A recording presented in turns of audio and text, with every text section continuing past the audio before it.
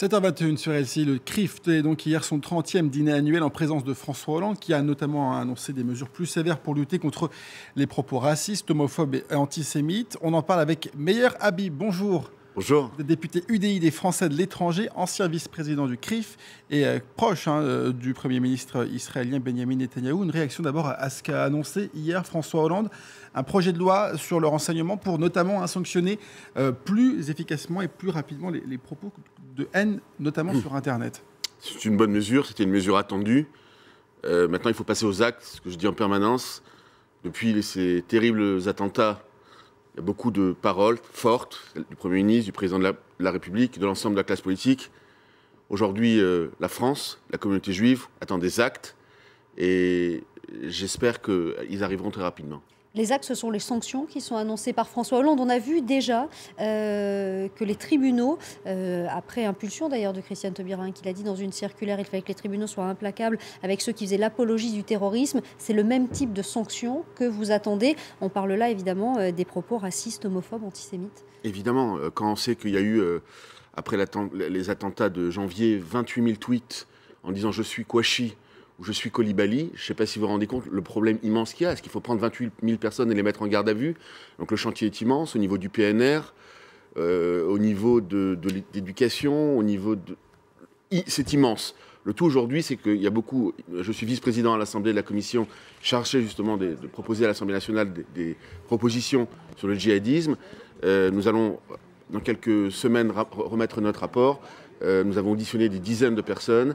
C'est difficile, mais il faut avoir une unité nationale, un cordon sanitaire national pour prendre les mesures qui s'imposent. Il y a un projet de loi qui a été voté à l'automne dernier contre le terrorisme. Mais il faut le complémenter. Hier, on a appris d'ailleurs que à l'époque, 6 personnes... il n'y a pas eu, par exemple, la déchéance de nationalité. J'avais proposé à l'époque un amendement qui n'a pas été accepté. Pour moi, quelqu'un qui a une double nationalité, qui rend du djihad, qui vomit la France, on doit l'enlever sa nationalité. Ça me paraît être une évidence. Je crois que maintenant, les gens commencent à comprendre que c'est, par exemple, une mesure qui est indispensable. Retirer les passeports, comme ça a été fait hier à 6 personnes pour qu'ils ne partent pas, par exemple, vers la Syrie, ça ne suffit pas? Moi, vous savez quoi, je préfère... il faut peut-être les empêcher de partir, mais il faut surtout les empêcher de revenir. Et il faut les arrêter, ou qu'ils ne reviennent pas, ou les arrêter immédiatement lorsqu'ils rentrent. Ça, c'est dans le cas de ceux qui ont la double nationalité. Vous disiez, il faut agir. L'action, elle passe aussi par la restauration du vivre ensemble. On a vu que le dîner du CRIF, hier soir, il s'est ouvert quand même sous tension après des propos qu'a tenus Robert Kierman. Il est revenu dessus lors de son discours hier. Est-ce que ces tensions-là, justement, c'est pas d'abord là-dessus qu'il faut lutter pour non seulement condamner, mais aussi apprendre à vivre ensemble? Roger Kierman a dit deux choses. Il a dit d'abord que Marine Le Pen était irréprochable. Sur ce point-là, je pense qu'il a eu tort. Marine Le Pen n'est pas irréprochable parce qu'elle n'a jamais condamné, en l'occurrence, les propos de son père, qui sont des propos qui a été condamné pour antisémitisme. Ceci étant dit, je ne me résous pas à penser que 25 à 30% de la population française n'est ni raciste ni antisémite. Nous ne répondait pas suffisamment à des vraies questions, en particulier l'immigration, l'intégration, etc. Marine Le Pen, qui n'était pas conviée hier soir au dîner. Non, elle n'a jamais été conviée. Mais je renvoie dos à dos, je tiens à le dire clairement chez vous aujourd'hui, l'extrême droite, qui ne tue pas, aujourd'hui en tout cas, et qui est un parti, en tout cas, qui fait partie du paysage politique français, et l'extrême gauche, qui est bien plus pernicieuse, dont certains de ses membres ont été dans des manifestations à Paris cet été où on a crié « mort aux Juifs », où on a chargé des synagogues. Certains des maires communistes ont baptisé des places au nom de terroristes djihadistes, à la mairie d'Aubervilliers, d'Alençon, de Valenton, de Gennevilliers, etc. Ça, c'est extrêmement grave. Ça, c'est en ce qui concerne donc le Front National. Il a dit autre chose. Sur l'autre point. Voilà. Alors, il a dit que l'ensemble, c'était des jeunes musulmans qui commettaient des attentats. Bon. En réalité, il appelait un chat un chat. J'aurais dit ça un petit peu différemment. J'aurais dit des djihadistes, il a dit des musulmans. On aurait pu dire des Français d'origine musulmane. Mais enfin, il faut quand même appeler un chat un chat. Je me rappelle une réunion le lendemain des attentats de Toulouse.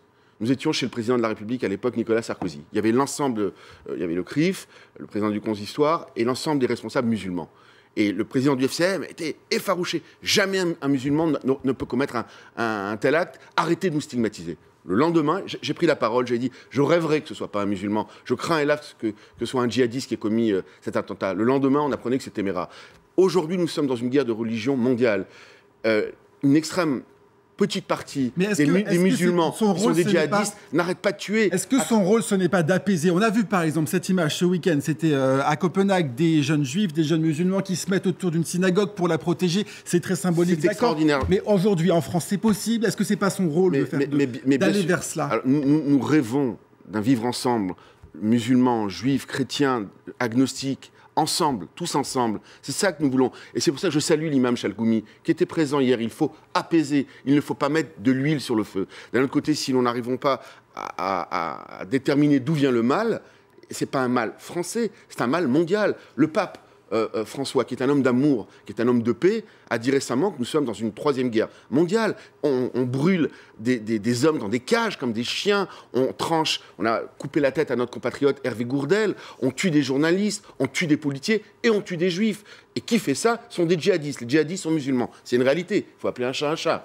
Vivre ensemble, est-ce que ce n'est pas aussi dire à la communauté juive de France, et c'est ce qu'a fait François Hollande hier, c'est l'antisémitisme qui n'a pas sa place en France, pas vous, et ne pas inciter, et c'est ce qu'a fait Benyamin Netanyahou à 2 reprises, après les attentats de Paris et après les attentats de Copenhague, leur dire venez en Israël, car c'est là que vous trouverez une sécurité qui en réalité, dans un pays comme Israël, est une sécurité assez illusoire.